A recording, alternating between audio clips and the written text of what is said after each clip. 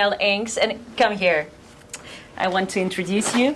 Danielle Inks and Hannah Harnick. Okay. Are you here?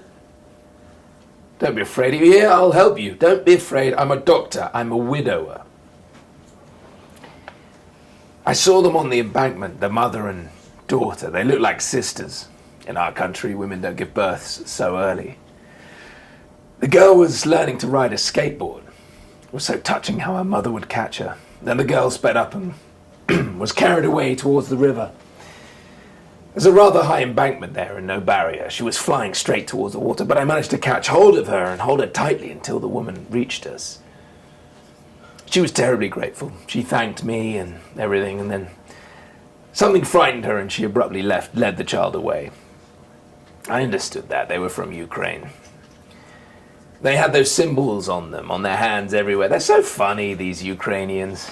They walk around wearing these symbols all the time. I understand, of course. Anyway, they quickly disappeared, but I had a warm feeling inside of me for several days. I had a desire to protect them.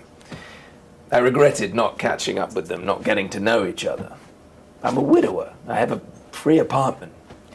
He had her for a very long time, holding her close to him. He really latched onto her. I thanked him and then tried to take her away, but he held onto my daughter. I had to pull her away from him by force. I could see desire in his eyes. I don't know how to describe it. A desire not to let go. Of course, we got away from there, even though he looked to be pretty decent. He had a very nice face. It's a brother-in-law from my mother's dream. Then one morning I ran into her in a coffee shop. I was having my coffee. She came in and ordered a flat white, but she didn't wait for it and left. She was very nervous. I picked up her coffee and I followed her. I don't know why, just impulse. I'm not a pervert. I wanted to give her a coffee, but she was moving so fast I could barely keep up. She was wearing a long cloak and was running straight ahead, using the navigator on her phone. I threw her coffee away because I spilled it 3 times. It was like I was stalking her. I understand that now, but I was so curious to know what she was looking for and where she was going. Maybe it was something about her child, a kindergarten or a hospital. Maybe I could be of use to her. No one here is ever in a hurry, and this peaceful feeling spreads all over the city. You order coffee and you wait forever for it. Get settled in the community, a place where all temporary refugees settle. I'm not complaining, it's very comfortable here. Everyone has a separate bed and a bedside table, but no one is in a hurry. It is as everyone has died and they're in no hurry. That morning I had to go to the center of the town. I left my baby with the other refugees and I left, but I'm topographically challenged and I got on the wrong tram. Everybody laughs at me. I'm the only one who is capable to get lost in Vienna, even with a GPS. That's why I was late and I couldn't wait for that coffee. I was falling behind by now. I even thought of giving up. But she suddenly slowed down near Schwarzenbergplatz. Calmly and confidently, she approached the monument to the Soviet soldier and stood in front of him. Out of nowhere, several more women, also in raincoats, approached her and they all stood in a row. They looked at the monument as if they were waiting for something, and then, at the same moment, they tossed off their cloaks and stood there naked. Their breasts and crotches were covered in red paint, which I suppose was to imitate blood. They stood there naked in front of the monument to the Soviet soldier. They looked into his stone eyes. Children and old people were walking in the park. It looked terrible and sinister. I was frightened, actually. It was like I was hypnotized, as if a disturbance had shot through all our calm peacefulness, as if they'd violated our city with their grief. But she, that woman, was beautiful. And I understood her pain. Fortunately, the police are always on duty near this monument, and the women were detained because this is Stalin's gift to the Austrian people. And we honor our history. They raped me, one by one, for I do not know how many days. They said, we will rape you so much that you will never want sex again, and you will never give birth to a Ukrainian. They were always on something, some kind of drug.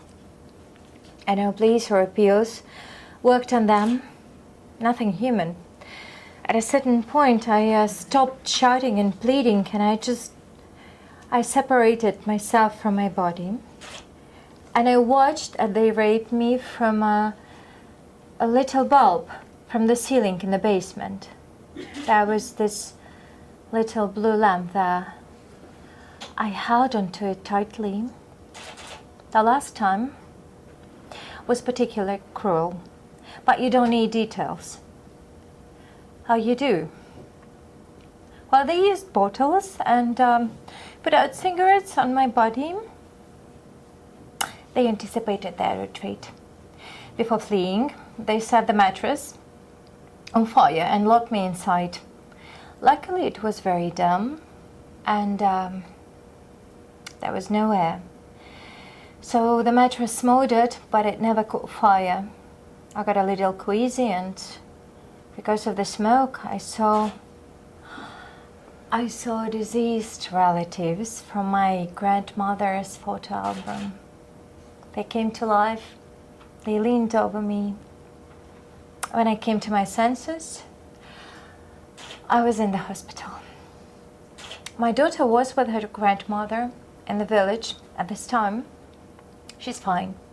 I didn't call them. I didn't tell anyone about them. I didn't tell anyone about what has been done to me. But when I saw my mother, I could see in her eyes that she knew everything that has happened. As if she had been this little blue lamp. I don't know what the connection is, maybe it's through uterus. When I gave birth to my daughter, it seemed to me at first that I had given birth to myself, that she was me, I was her, but as time passed, I separated from her, and when my mother looked at me after that basement, I felt that she was me.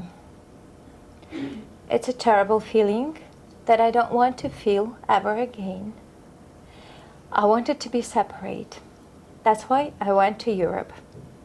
Not because of fear, but because of my mother. I don't know what else to say. I'm very grateful to Europeans who support us in these official times. I'm very grateful that they help us and remain strangers to us. That they have polite and different looks. That they do not know. Thank you for that. I haven't been this aroused in a long time. I mean my desire to help. I'm a doctor. Let me help you. No. No. Please don't touch me. Hands off, please.